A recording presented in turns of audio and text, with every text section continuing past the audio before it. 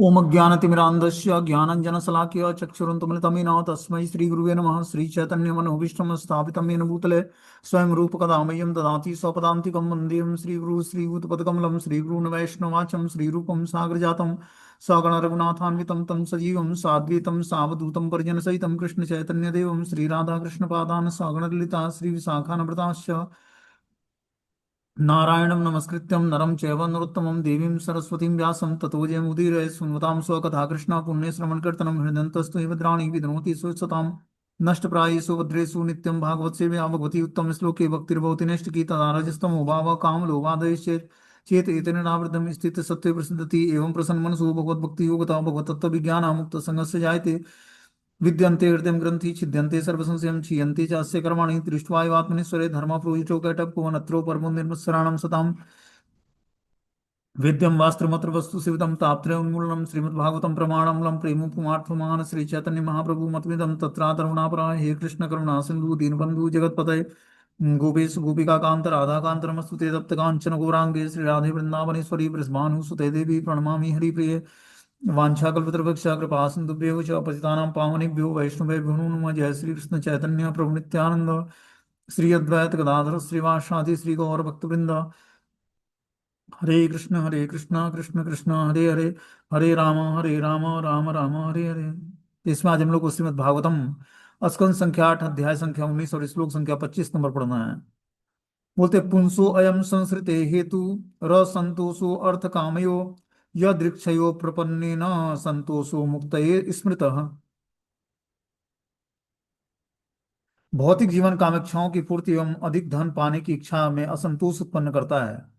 बारंबार जन्म तथा मृत्यु से पूर्ण भौतिक जीवन के बने रहने का यही कारण है, किंतु प्रारब्ध से जो कुछ प्राप्त होता है उसी से संतुष्ट रहने वाला मनुष्य इस भौतिक जगत से मुक्ति पाने के योग्य हो जाता है। तो वो क्या बता रहे हैं कि भौतिक जीवन कामेक्षाओं की पूर्ति और अधिक धन पाने की इच्छा के लिए असंतोष उत्पन्न करता है। जो भौतिक जीवन है वो व्यक्ति के कामेक्षाओं की पूर्ति के लिए और अधिक धन पाने की इच्छा के लिए असंतोष उत्पन्न करता है। तो ज्यादा से ज्यादा कामेक्षाओं को पूर्ति करना चाहता है भौतिक जीवन से और धन पाने की इच्छा रखता है, इस कारण से वो संतोष प्राप्त नहीं कर पाता है। बारंबार जन्म तथा मृत्यु से पूर्ण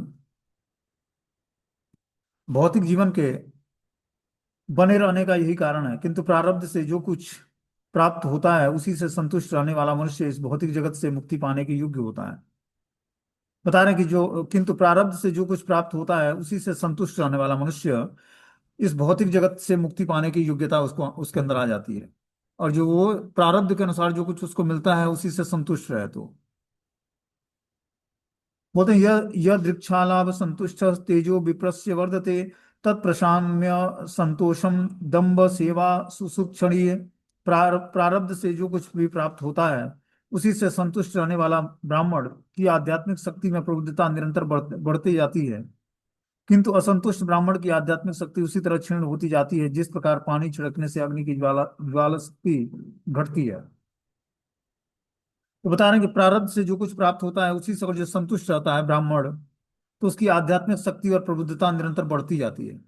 कि प्रारब्ध के अनुसार जो उसको धन मिलता है उसी से वो संतुष्ट रहता है, उसकी आध्यात्मिक शक्ति और प्रबुद्धता निरंतर बढ़ती जाती है।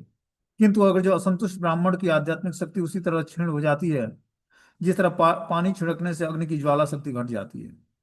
कि जो व्यक्ति असंतुष्ट है ब्राह्मण वो उसकी आध्यात्मिक शक्ति उसी तरह क्षीण हो जाती है जिस तरह पानी छिड़कने से अग्नि की ज्वाला समाप्त हो जाती है। इसलिए संतोष बहुत बड़ा गुण है।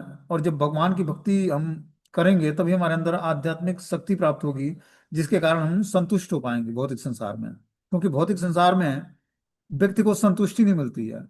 वो जरूरत से ज्यादा धन कमाने, चाहे जरूरत से ज्यादा सामानों को इकट्ठा करने, चाहे बहुत सारी चीजों को अपने जीवन में सुविधाओं को इकट्ठा करने में लगा होता है और संतोष नहीं मिलता उसको।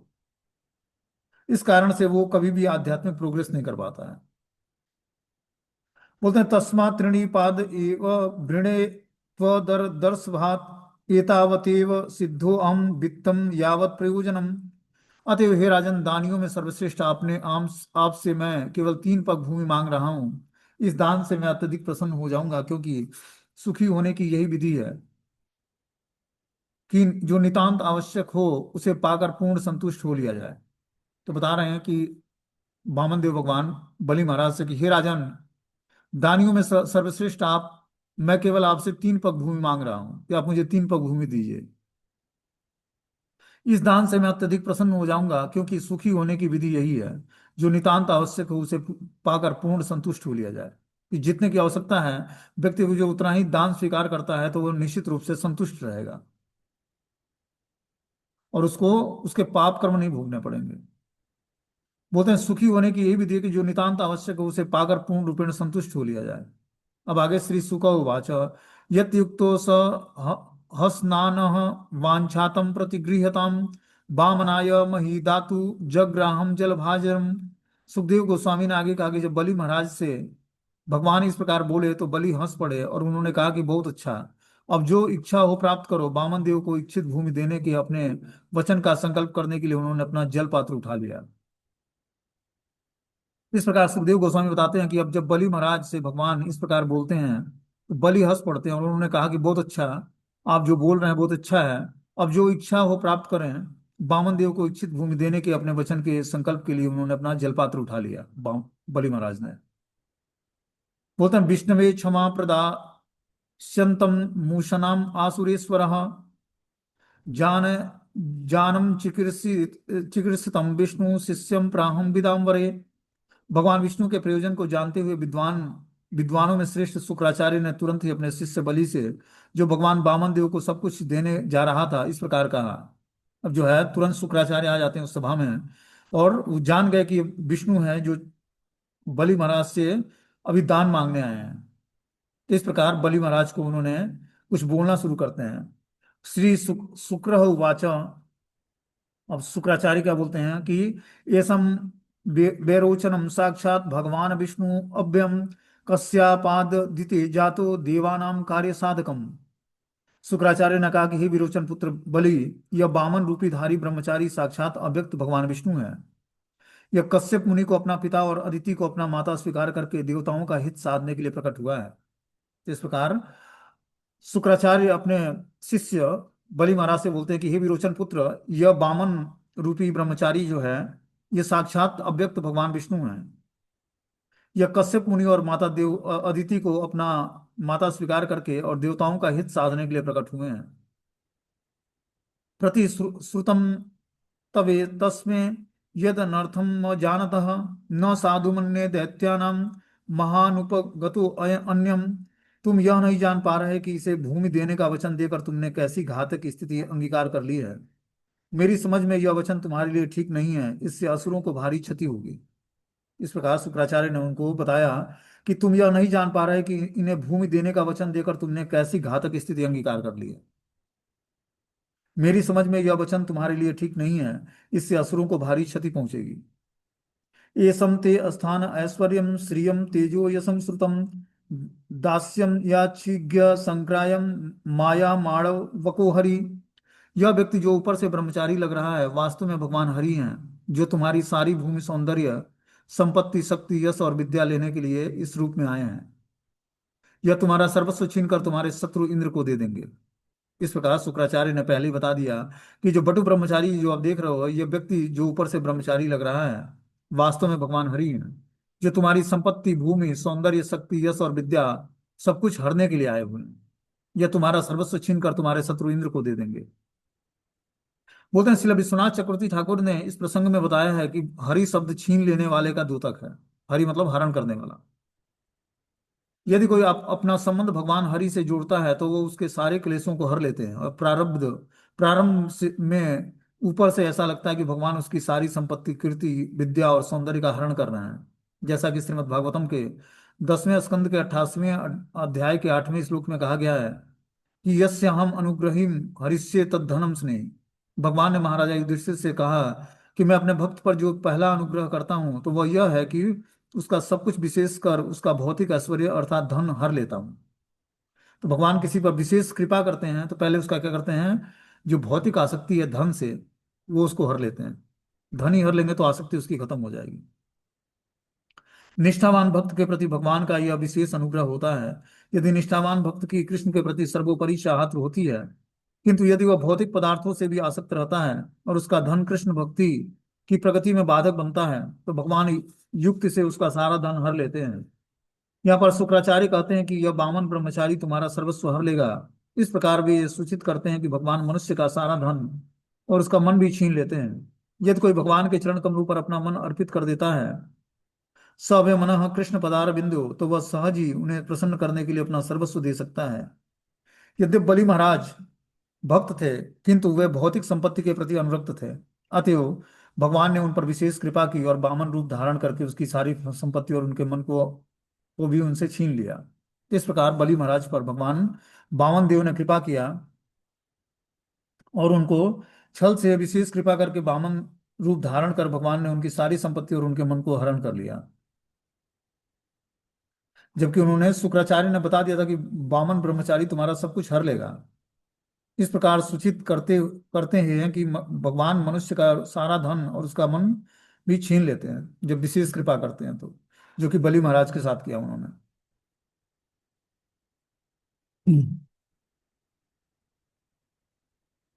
बोलते हैं त्रिभिक्रमे त्रिमालोका विश्वकाया क्रमिष्यति सर्वस्वं विष्णवे दत्त्वा मूढ़ो बत्तीस वर्तीयसे कथम। तुमने उन्हें दान में 3 पग भूमि देने का वचन दिया है, किंतु जब तुम इसे दे दोगे तो वे तीनों लोकों में अधिकार जमा लेंगे।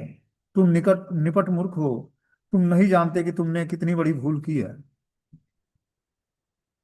भगवान विष्णु को सर्वस्व दान देने पर तुम्हारे पास जीविका का कोई साधन नहीं रहेगा, तब तुम कैसे जियोगे। तो इस तरह से शुक्राचार्य ने बताया बलि महाराज को कि तुम दान में 3 पग भूमि देने का वचन दे रहे हो, किंतु जब तुम इसे दे दोगे तो ये तीनों लोगों में अधिकार जमा लेंगे। तुम निकट निपट मूर्ख हो, तुम नहीं जानते कि तुमने कितनी बड़ी भूल की है। भगवान विष्णु को सर्वस्व दान देने पर तुम्हारे पास जीविका का कोई साधन नहीं रहेगा, तब तुम कैसे जियोगे। तो वास्तविकता तो यह है कि बलि महाराज तो सब कुछ दान देने वाले थे क्योंकि संकल्प ले लिया था, लेकिन शुक्राचार्य को अपनी चिंता थी कि मैं जिसका वो हूँ, जो हमारा यजमान है, शिष्य है, वो जो सब कुछ दे देता है भगवान विष्णु को, तो मेरी जीविका कैसे चलेगी। इसलिए शुक्राचार्य परेशान थे। शुक्राचार्य असुरों के गुरु हैं और बलि महाराज असुरों के राजा हैं। तो जब राजा ही कंगाल हो जाएगा तो ब्राह्मण कैसे राज्य में उसको सुविधाएं मिलेंगी। बोलते बलि बलि महाराज तर्क कर सकते थे कि मैंने तो केवल 3 पग भूमि देने का वचन दिया है, किंतु प्रकांड विद्वान ब्राह्मण होने के नाते शुक्राचार्य तुरंत समझ गए कि यह हरि की चाल है, जो वहां झूठे ही ब्रह्मचारी के रूप में प्रकट हुए हैं। मूढ़ बर्ति बतिरस बति वर्तीयसे कथम शब्द बताते हैं कि शुक्राचार्य पुरोहित वर्ग के ब्राह्मण थे। ऐसे पुरोहित अपने शिष्यों से दक्षिणा प्राप्त करने में रुचि रखते हैं। अतएव जब शुक्राचार्य ने देखा कि बलि महाराज ने अपना सारा आधिपत्य खतरे में डाल दिया है, तो वे समझ गए कि इससे न केवल राजा पर अपितु स्वयं शुक्राचार्य के परिवार पर वज्रपात हो जाएगा, क्योंकि उसका परिवार महाराजा बलि की कृपा पर निर्भर था। एक वैष्णव तथा एक स्मार्त ब्राह्मण में ये अंतर होता है। स्मार्त ब्राह्मण सदैव भौतिक लाभ की बात सोचता है, जबकि वैष्णव सदैव भगवान को प्रसन्न करने में रुचि लेता है। तो बता रहे हैं कि जो है शुक्राचार्य जो है स्मार्त ब्राह्मण थे, मतलब कर्मकांडी ब्राह्मण, और असुरों के गुरु भी थे। तो उनको ये लगा कि और जो बलि महाराज अपना सर्वस्व दान दे देते हैं तो सारा आधिपत्य खतरे में डाल देंगे, तो वे समझ गए कि इससे न केवल राजा का अपितु स्वयं शुक्राचार्य के परिवार पर भी वज्रपात हो जाएगा। जब राजा ही कंगाल हो जाएगा तो गुरु उसका जो है उसको कौन उसकी देखभाल करेगा। इस कारण से बता रहे हैं कि उस परिवार में राजा महाराजा बलि की कृपा पर निर्भर थे शुक्राचार्य। एक वैष्णव तथा स्मार्त ब्राह्मण में ये अंतर है कि स्मार्त ब्राह्मण सदैव भौतिक लाभ की बात सोचता है, जबकि वैष्णव सदैव भगवान को प्रसन्न करने में रुचि लेता है। शुक्राचार्य के कथन से प्रतीत होता है कि वे हर दृष्टि से स्मार्त ब्राह्मण थे, जिन्हें निजी लाभ की में रुचि थी। तो शुक्राचार्य स्मार्त ब्राह्मण थे, बस उनको अपना स्वार्थ दिखता था कि वो जो बलि महाराज कंगाल हो जाते हैं, भगवान को सर्वस्व दान दे देते हैं, तो हमारा कैसे जीविका चलेगा। इस कारण से बलि को महाराज को रोकने का प्रयास करते हैं। बोलते हैं क्रमतो गाम पदेकेनम द्वितीयम द्विविभो ख च कायेन महताम तारतीयस्य कुतो गतिम। सर्वप्रथम वामन देव 1 पग से तीनों लोगों को घेर लेंगे, तत्पश्चात वे दूसरा पग भरेंगे और बाह्य आकाश के प्रत्येक वस्तु को ले लेंगे। तब वे अपने विश्व रूप का विस्तार करके सर्वस्व पर अपना अधिकार जमा लेंगे। तब तुम उन्हें तीसरा पग रखने के लिए कहाँ स्थान दोगे। इस तरह से शुक्राचार्य बताते हैं बलि महाराज को कि हे बलि, वामन देव एक पग पग में तीनों लोगों को घेर लेंगे।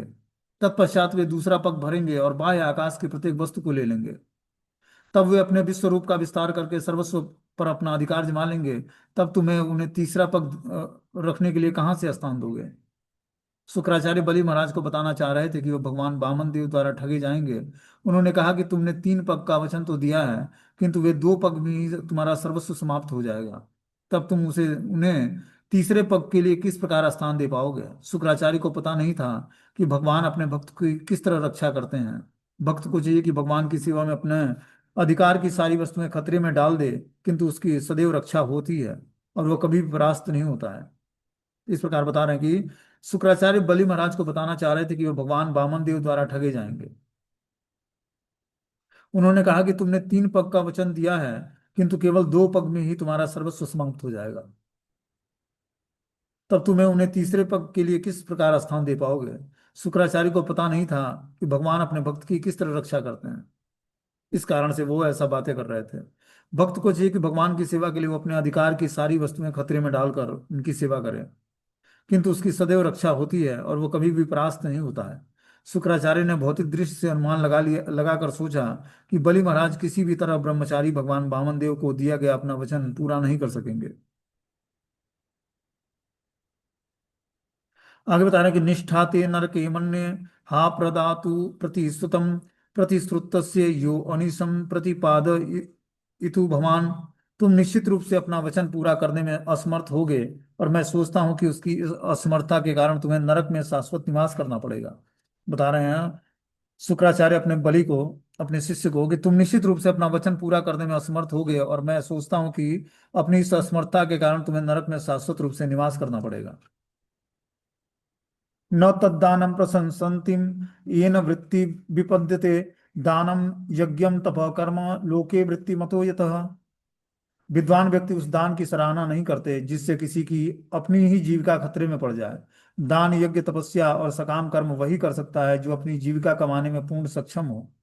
जो अपना भरण पोषण न कर सके उसके लिए यह कार्य असंभव है। बता रहे हैं कि जो जीविका कमाने में पूर्ण सक्षम है वही दान और तपस्या और यज्ञ कर सकता है, सकाम कर्म कर सकता है। जो भरण पोषण करने में भी समर्थ नहीं है उसको आवश्यक नहीं कि वो दान करे या यज्ञ करे या तपस्या करे। बता रहे हैं धर्मायम यश से अर्थायम कामायम स्वजनाय च पंच पंचधा विव ज वित्तम मिहामुत्रम नमोदते। अतएव जो ज्ञानी है उसे चाहिए कि अपने संचित धन को 5 भागों में विभाजित कर दे। धर्म के लिए, यश के लिए, ऐश्वर्य के लिए, इंद्रिय तृप्ति के लिए, कुटुंबी जनों के भरण पोषण के लिए। ऐसा व्यक्ति इस लोक में तथा परलोक में भी सुखी होता है। तो बता रहे हैं यहाँ पर कि अतएव जो ज्ञानी पुरुष है उसे अपने संचित धन को 5 भागों में विभाजित कर देना चाहिए। जो संचित धन इकट्ठा करके रखा है उसको क्या करना चाहिए? 5 भागों में विभाजित करना चाहिए मरने से पहले। धर्म के लिए, यश के लिए, ऐश्वर्य के लिए, इंद्रिय तृप्ति के लिए और कुटुंबी जनों के भरण पोषण के लिए। ऐसा व्यक्ति इस लोक में और परलोक में सुखी होता है। इस संचित धन को क्या करना चाहिए? 5 भागों में विभाजित कर देना चाहिए। पहला भाग धर्म के लिए, दूसरा भाग यश के लिए, तीसरा ऐश्वर्य के लिए, चौथा इंद्रिय तृप्ति के लिए और पांचवा कुटुंबी जनों के भरण पोषण के लिए। शास्त्रों का आदेश है कि यदि किसी के पास धन हो तो उसे 5 भागों में विभाजित कर देना चाहिए।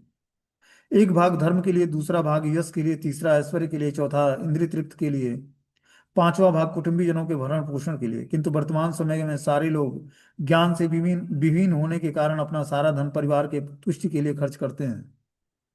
श्रील रूप गोस्वामी ने अपने ही उदाहरण से हमें शिक्षा देते हैं कि 50% संचित धन कृष्ण के लिए, 25% अपने ऊपर तथा शेष 25% अपने कुटुंबियों पर खर्च करना चाहिए।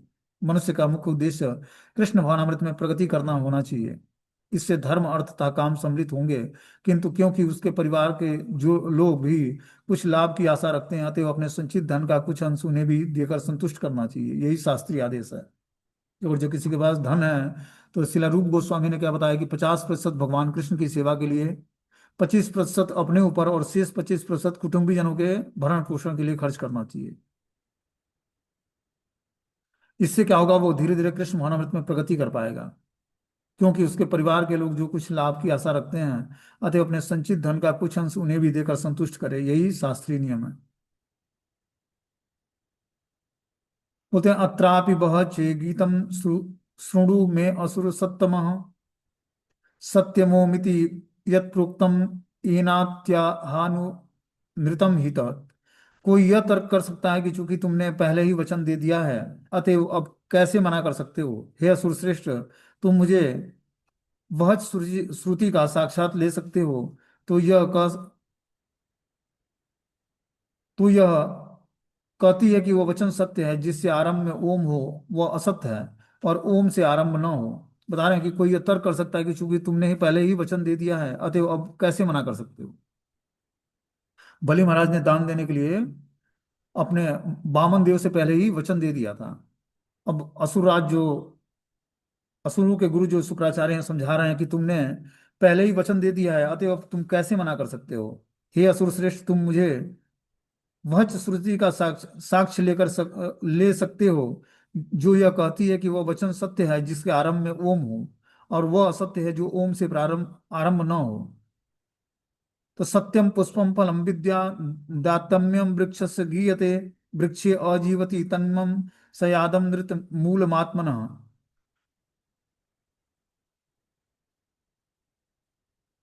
वेदों का आदेश है कि शरीर रूपी वृक्ष का वास्तविक परिणाम तो इसमें से मिलने वाले उत्तम फल तथा फूल हैं। किंतु यदि यह शरीर रूपी वृक्ष ही न रहे, तो फिर इस वास्तविक फल फूलों के होने की कोई संभावना नहीं है।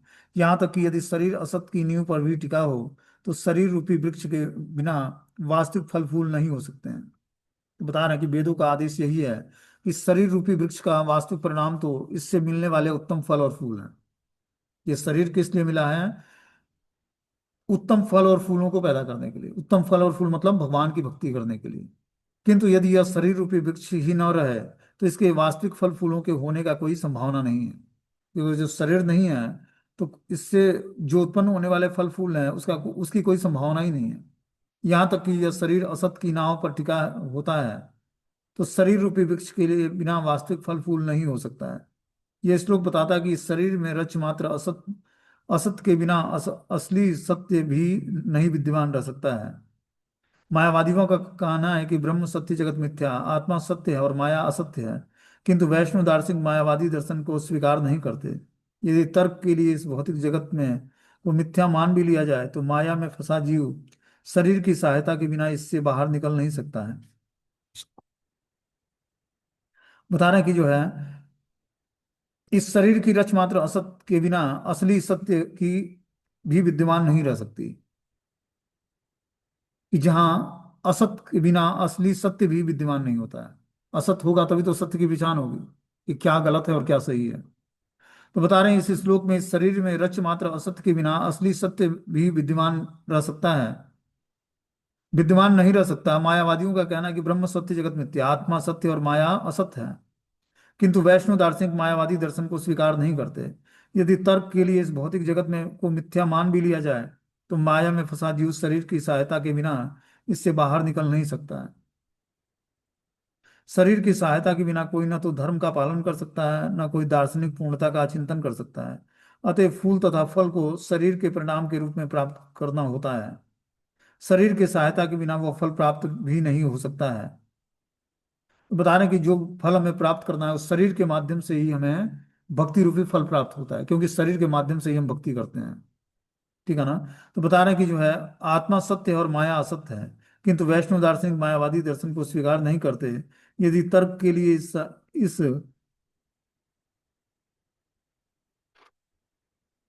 भौतिक जगत को मिथ्या मान भी लिया जाए, तो माया में फंसा जीव शरीर की सहायता के बिना इससे बाहर निकल नहीं सकता है। कि बिना शरीर मिले कोई व्यक्ति जो है भौतिक संसार के से बाहर नहीं निकल सकता है। क्योंकि शरीर की सहायता से ही कोई व्यक्ति धर्म का पालन कर सकता है, और न कोई दार्शनिक पूर्णता का चिंतन कर सकता है। वही जो शरीर ना हो तो उससे धर्म का पालन कैसे करेगा और कैसे अपने धर्म को समझेगा। इसलिए बता रहे हैं कि न कोई दार्शनिक पूर्णता का चिंतन कर सकता है। अतएव फूल फल को शरीर के रूप में, परिणाम के रूप में प्राप्त होता है। शरीर की सहायता के बिना वह फल प्राप्त नहीं हो सकता है। आगे बता रहे हैं कि जड़ समेत उखाड़ने पर वृक्ष तुरंत गिर जाता है और सूखने लगता है। इसी प्रकार यदि कोई इस शरीर की परवाह नहीं करता जो असत माना जाता है, अर्थात यदि इस असत का उन्मूलन कर दिया जाए, तो यह शरीर निश्चय ही सूख जाएगा। तो तो बता रहे हैं कि जड़ समेत उखाड़ा गया वृक्ष जिस तरह तुरंत गिर जाता है और सूखने लगता है, उसी प्रकार यदि कोई शरीर की परवाह नहीं करता जो असत माना जाता है, अर्थात यदि इस असत का उन्मूलन कर दिया जाए तो यह शरीर निश्चित रूप से ही सूख जाएगा। इस प्रसंग में श्रील रूप गोस्वामी बताते कि प्रापंचिकत्या बुद्धिया हरि संबंधी वस्तुना मुमुक्षु भी परित्यागो वैराग्य फलवु कथ्यते। जो व्यक्ति वस्तुओं को कृष्ण से संबंध जाने बिना उसे बहिष्कृत कर देता है, उसका वैराग्य अधूरा माना जाता है। वास्तविक वैराग्य क्या है? वास्तविक वैराग्य है कि हर वस्तु को कृष्ण से जोड़ दिया जाए। लेकिन अगर जो वो कृष्ण से नहीं जोड़ता है तो वो वैराग्य जो है फल्गु वैराग्य कहलाता है। बोलते हैं यदि शरीर कृष्ण की सेवा में निरंतर हो तो शरीर को भौतिक नहीं मानना चाहिए। कभी कभी गुरु के आध्यात्मिक शरीर के विषय में भ्रम हो जाता है, किंतु श्रील रूप गोस्वामी बताते हैं कि प्रापंचिक कृत्या बुद्धिया हरि संबंधी वस्तु न कृष्ण की सेवा में पूर्णतया निरत शरीर की अपेक्षा भौतिक समझकर नहीं करनी चाहिए। जो उपेक्षा करता है वो उसका वैराग्य झूठा होता है। यदि शरीर को ठीक से भरण पोषण नहीं होता तो ये जड़ से उखाड़े गए वृक्ष की भांति गिरकर सूख जाता है, जिससे आगे फल फूल नहीं लिए जा सकते। अतः वेदों का आदेश है, बता रहे हैं कि ये शरीर रूपी जो जो ये शरीर है, इसके इसकी देखभाल करना, इसका भरण पोषण करना हर व्यक्ति की जिम्मेदारी है, क्योंकि इसी के कारण हम लोग जो है भगवान की भक्ति को स्वीकार करते हैं। बोलते हैं यदि शरीर कृष्ण की सेवा में निरत हो तो शरीर की भौतिक नहीं मानना चाहिए। और जब हम शरीर से भगवान की सेवा करते हैं तो शरीर भौतिक नहीं माना जाएगा। शरीर क्या होगा? आध्यात्मिक माना जाएगा। कभी कभी गुरु के आध्यात्मिक शरीर को के विषय में भ्रम हो जाता है, किंतु श्रील रूप गोस्वामी उपदेश देते हैं कि प्रापंचिक हत्या बुद्धिया हरि संबंधी वस्तु न कृष्ण की सेवा में पूर्णतया निरत शरीर की अपेक्षा भौतिक समझ कर नहीं करनी चाहिए। जो उपेक्षा करता है उसका वैराग्य झूठा होता है। कि शरीर को भौतिक मानकर और जो कोई व्यक्ति शरीर की उपेक्षा करता है तो वो वैराग्य झूठा माना जाएगा। तात्पर्य यह है कि जो कार्य परम सत्य की तुष्टि के लिए शरीर की सहायता से किए जाते हैं वे कभी नाशवान नहीं होता है। कि और जब हम शरीर की सहायता से परम सत्य की सेवा करना चाहते हैं तो इस शरीर जो है शरीर की सहायता से किए जाते हैं तो वे कभी नाशवान नहीं होता, भले ही वह नाशवान शरीर द्वारा संपन्न किया गया हो। निसंदेह ऐसे कार्य शाश्वत होते हैं, अतः उस शरीर को ठीक से देखभाल करना चाहिए। क्योंकि यह शरीर शाश्वत नहीं है, नासवान है, तो भी कोई इसे शेर द्वारा खाए जाने नहीं दे सकता, न किसी शत्रु के द्वारा होने दिया जाता है। शरीर की रक्षा के लिए सारी सावधानियां बरतनी चाहिए। तो शरीर जो है भगवान के द्वारा जो मिला है हमें, इस शरीर के द्वारा ही हम भगवान की भक्ति करते हैं, तो इसको हमें यूं ही नुकसान नहीं पहुंचाना है। मतलब बता रहे हैं कि शरीर की रक्षा के लिए सारी सावधानियां बरतनी आवश्यक है, जिससे शरीर स्वस्थ रहे। पहला स्वास्थ्य फिर साधना। जब हमारा स्वास्थ्य ठीक रहेगा तभी हमारी साधना ठीक होगी। उस स्वास्थ्य को ठीक करने के लिए हमें आहार निद्रा को रेगुलेट करना पड़ेगा। ये सब आध्यात्मिक पाथ पर जब हम आहार निद्रा को करेंगे तब जाकर धीरे धीरे हम भक्ति को समझ पाएंगे। आगे बताने की परागृत पराग्री क पूर्णवा अक्षरम यत दो मिति यत किंचित दो मिति ब्रूयान तेनम ऋच्येत वे पुमान भिक्षवे सर्वम ओम क्रुवनालम कामेन चात्मने। ओम शब्द का उच्चारण ही मनुष्य के धन धान्य के वियोग का सूचक है। दूसरे शब्दों में ओम का उच्चारण करने से मनुष्य धन की प्राप्ति के प्रति आसक्ति से छूट जाता है, क्योंकि उसका धन उससे ले लिया जाता है। किंतु धन विहीन होना ठीक नहीं है, क्योंकि ऐसी अवस्था में मनुष्य अपनी इच्छाओं को पूरा नहीं कर पाता। दूसरे शब्दों में ओम शब्द का उच्चारण करने से मनुष्य विपन्न हो जाता है। विशेषतः जब कोई किसी दरिद्र व्यक्ति या भिक्षुक को दान देता है तो उसका आत्म साक्षात्कार और उसकी इंद्रिय तृप्ति अधूरे रह जाते हैं। तो बता रहे कि ओम शब्द का उच्चारण ही मनुष्य के धन धान्य के वियोग का सूचक है। दूसरे शब्दों में ओम का उच्चारण करने से मनुष्य धन के प्रति आसक्ति से छूट जाता है। कि कोई व्यक्ति ओम शब्द का उच्चारण करता है बार बार तो धीरे धीरे वो धन की आसक्तियों से छूट जाएगा। किंतु धन विहीन होना ठीक नहीं है, क्योंकि ऐसी अवस्था में मनुष्य अपनी इच्छाओं को पूरा नहीं कर पाएगा। ओम शब्द का उच्चारण करने से मनुष्य विपन्न हो जाता है। विशेषतः जब कोई किसी दरिद्र व्यक्ति या भिक्षुक को दान देना चाहता है तो उसका आत्म साक्षात्कार तथा उसकी इंद्रिय तृप्ति अधूरे रह जाते हैं। बोलते हैं बलि महाराज भिक्षुक रूप में आए वामन देव को सर्वस्व दान कर देना चाहते थे।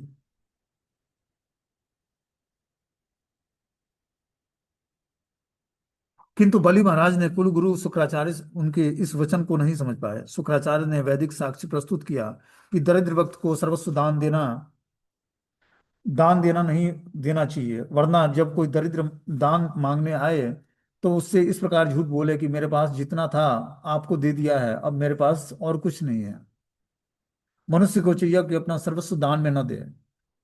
बता रहे हैं यहाँ पर कि शुक्राचार्य ने वैदिक साक्ष्य प्रस्तुत करते हुए अपने शिष्य बलि को समझाया कि दरिद्र व्यक्ति को सर्वस्व दान नहीं देना चाहिए, वरना जब वो कोई दरिद्र दान मांगने आए तो उससे इस प्रकार झूठ बोलना चाहिए कि मेरे पास जितना भी था मैंने आपको दे दिया है, अब मेरे पास और कुछ नहीं है। मनुष्य को चाहिए कि अपना सर्वस्व दान में न दे। वास्तव में ओम शब्द का ओम तत्सत अर्थात परम सत्य के लिए है। ओंकार धन के प्रति आसक्ति से छुटकारे के लिए है, क्योंकि धन का उपयोग परमेश्वर के हेतु करना चाहिए। आधुनिक सभ्यता में गरीबों को दान देने की प्रवृत्ति है। ऐसे दान का कोई आध्यात्मिक महत्व नहीं है, क्योंकि वास्तव में हम देखते हैं कि यद्यपि निर्धनों के लिए अनेक अस्पताल और अन्य संस्थाएं हैं, किंतु प्रकृति के तीन गुणों के अनुसार निर्धन वर्ग तो सही रहेगा ही। अनेक धर्मार्थ संस्थाओं के होते हुए भी गरीबों को मानव समाज से दूर नहीं भगाया जा सकता है। अतः यहाँ पर संस्तुति की गई कि भिक्षवे सर्वम ओमम कुर्बनम नालम कामेन चात्मने। मनुष्य को चाहिए कि निर्धन भिक्षुक को अपना सारा धन दे बांटे। इसका सर्वोच्च हल है कृष्ण भावनामृत आंदोलन। यदि आंदोलन निर्धनों के प्रति सदैव दयालु रहता है, क्योंकि इसलिए नहीं कि उन्हें भोजन देता है, अपितु उसे कृष्ण भावनाभावित होने की विधि सिखाकर जागृत भी करता है। इस प्रकार बता रहे हैं कि जो है, जो ये कृष्ण भावनामृत आंदोलन है, ये आंदोलन निर्धनों के प्रति सदैव दयालु रहता है। जो गरीब व्यक्ति है उसके प्रति हमेशा दया भावना रखता है, केवल इसलिए नहीं कि उन्हें भोजन देता है, अपितु उन्हें कृष्ण भावनाभावित होने की विधि सिखाता है और जागृत करता है। अतएव हम उस निर्धनों के प्रति हजारों केंद्र खोल रहे हैं जो धन तथा ज्ञान दोनों में निर्धन है। इन निर्धनों को कृष्ण भावनामृत के का ज्ञान देने तथा उन्हें अवैध मैथुन मांसाहार नशा और जुआ खेलने से दूर रखकर अपने पवित्र पवित्र चरित्र सुधारने के लिए उन्हें केंद्रों में स्थापित किया जा सकता है। इस जघन्य पाप कर्मों के कारण मनुष्य को जन्म जन्मांतर कष्ट भोगना पड़ता है। धन के दुरुपयोग धन के सदुपयोग की सर्वश्रेष्ठ विधि यही है कि ऐसा केंद्र खोला जाए जहां पर सभी लोग रहकर अपना पवित्र सुधार सकें, अपना चरित्र सुधार सकें और वे समस्त शारीरिक आवश्यकताओं की पूर्ति के लिए सभी सुविधाएं प्राप्त कर सकें, किंतु वहां के आध्यात्मिक नियंत्रण में रहे, जिससे वह सुखपूर्वक जीवन व्यतीत करे, बिताते हुए कृष्ण भावनामृत में प्रगति करने के लिए अपना समय बचाते रहे। यदि किसी के पास धन है तो वो व्यर्थ ही नहीं देना चाहिए। इसका उपयोग कृष्ण भावनामृत आंदोलन को अग्रसर करने के लिए होना चाहिए, जिससे सारा समाज सुखी समृद्ध और भगवत धाम वापस जाने के प्रति आसक्ति हो सके। इस प्रकार बता रहे हैं कि जो है,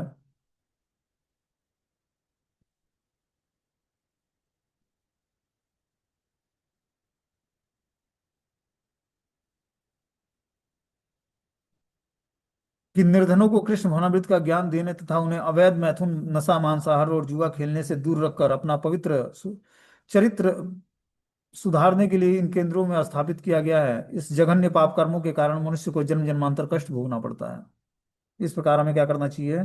बताने की आध्यात्म शारीरिक आवश्यकताओं की पूर्ति के लिए सारी सुविधाएं प्राप्त तो कर सकते हैं, किंतु वहां के आध्यात्मिक नियंत्रण में रहे हैं, जिससे वह सुखपूर्वक जीवन बिताते हुए कृष्ण भावनामृत में प्रगति करने के लिए अपना समय बचा सके।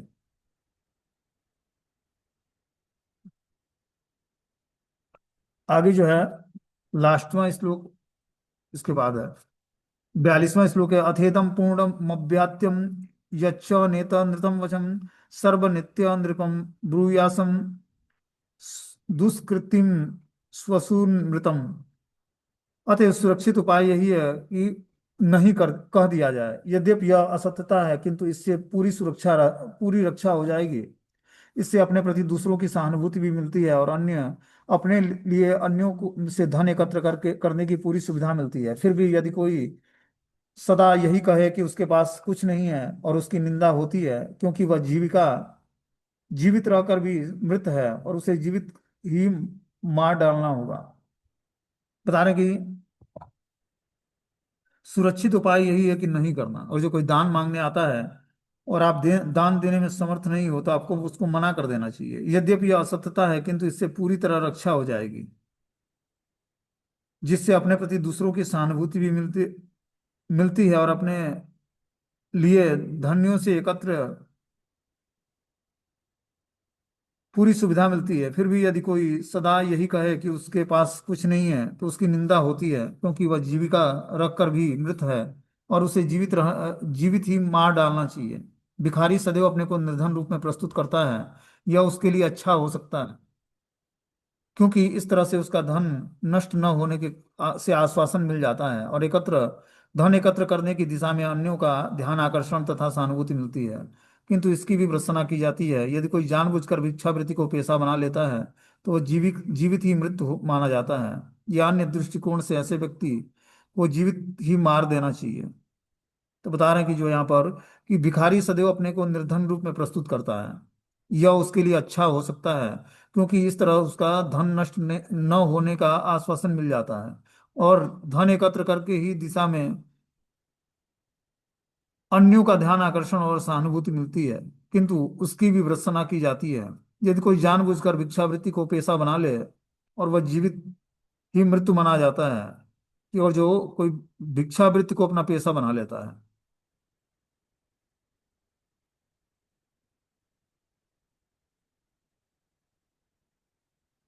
तो वह जीवित ही मृत्यु के तुल्य है, और अन्य दृष्टिकोण से ऐसे झूठे व्यक्ति को जीवित ही मार देना चाहिए। इस संबंध में वैदिक आदेश इस प्रकार है कि अतेतम पूर्णमाभ्यत्यम यन नेति य सर्व नेति ब्रूयात पापी का से कीर्ति जायते। यदि कोई निरंतर निर्धन होने का स्वांग भरे और भीख द्वारा धन संचित करे, तो उसका वध कर देना चाहिए।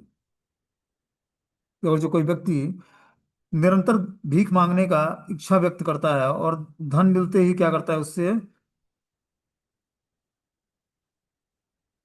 अपने उसका वध कर देना चाहिए, जो भीख द्वारा धन संचित करता है।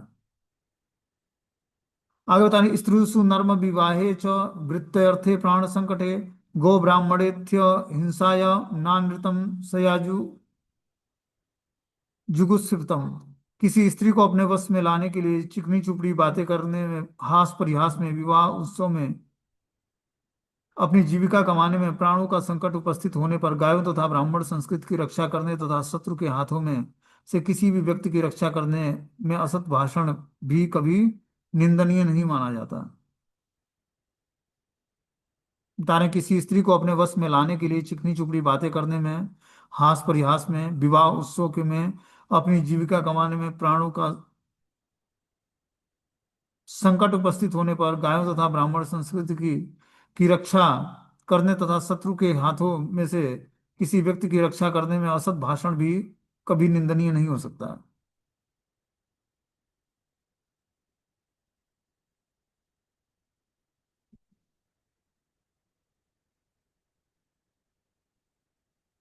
इस प्रकार ये जो है 8वें स्कंद का बलि महाराज के द्वारा भगवान वामन देव द्वारा दान की याचना, ये अध्याय समाप्त हो जाता है।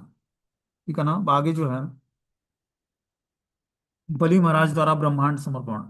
अब बलि महाराज से वामन देव 3 पगों में सारे ब्रह्मांड को नाप लेते हैं। तो उसको उसकी स्टोरी हम लोग कल सुनेंगे। हरे कृष्णा। अब ये मीटिंग क्लोज हो जाएगा।